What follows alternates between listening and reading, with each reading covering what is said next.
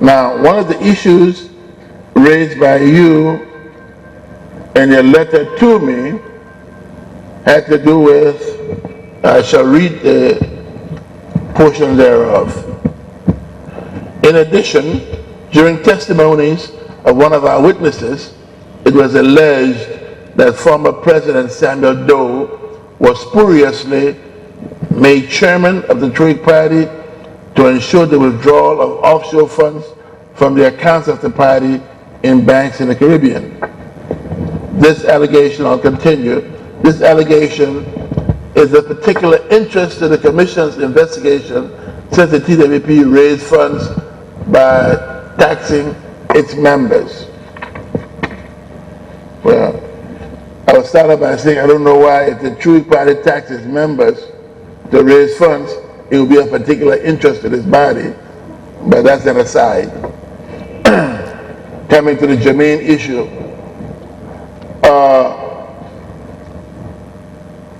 I was out of Liberia from 6 April 1980 until early February 1991.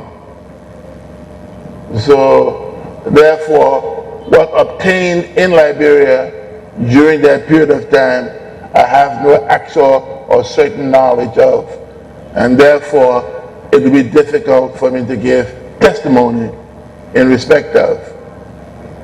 I do recall that there were many untrue allegations going on in Liberia and in the United States where I was accused of having taken monies belonging to the True Whig Party for my own personal benefit.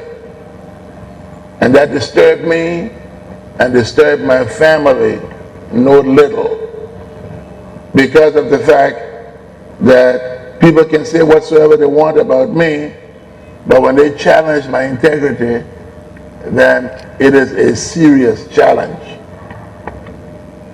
This persisted for a while. Initially they said that, oh, Clarence Simpsonn had taken $25 million of the True Whig Party's monies and was using it for himself.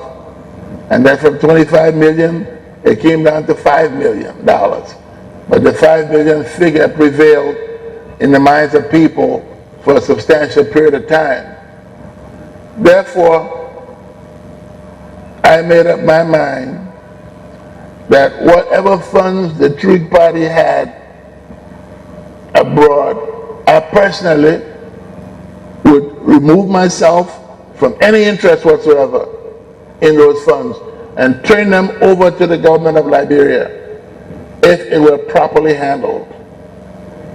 So I met with Mr. Seward Boone, who was Consul General of Liberia in New York, and I said to him that I would be willing to assist in having those funds turned over to the Liberian government in the event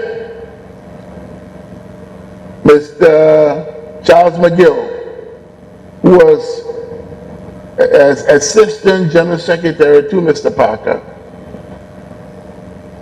and Mr. Jackson Doe, who was Vice National Chairman and second to Mr. Chairman Reginald Townsend, if they got the two of them to agree to having these funds made available to the Liberian government. But in order to ensure that there was no duress in the process, I wanted them to take these gentlemen to the American Embassy in Monrovia and have them sign whatever documentation was prepared in the presence of a notary at the American Embassy. After which time, that document, the signature of the notary at the U.S. Embassy, which usually is the Vice Consul, will be attested to by the Foreign Minister in Liberia, who at that time was Mr. Ernest Eastman.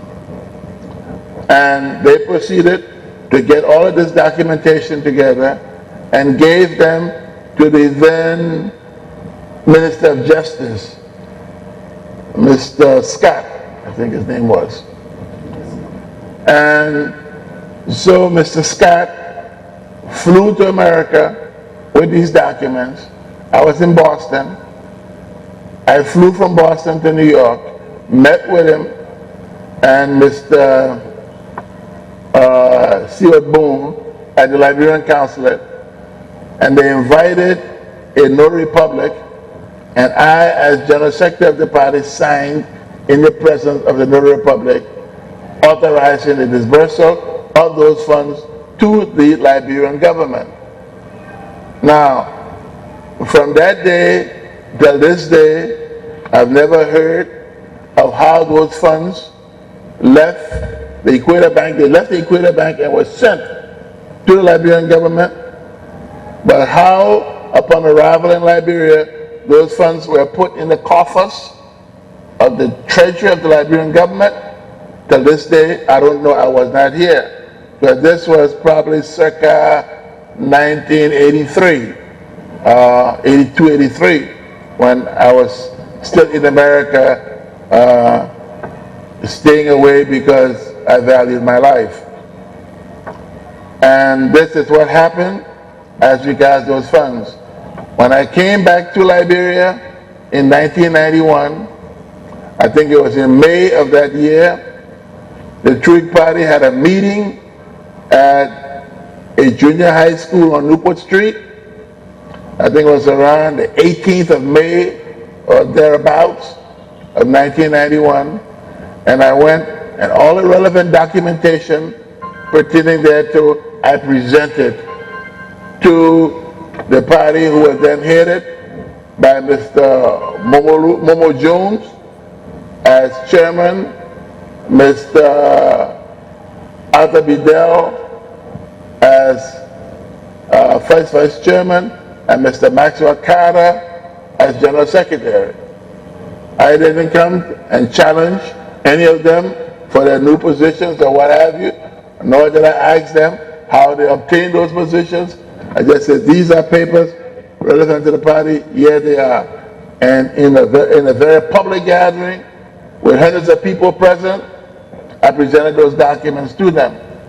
And since that time, what has happened about that, I don't know.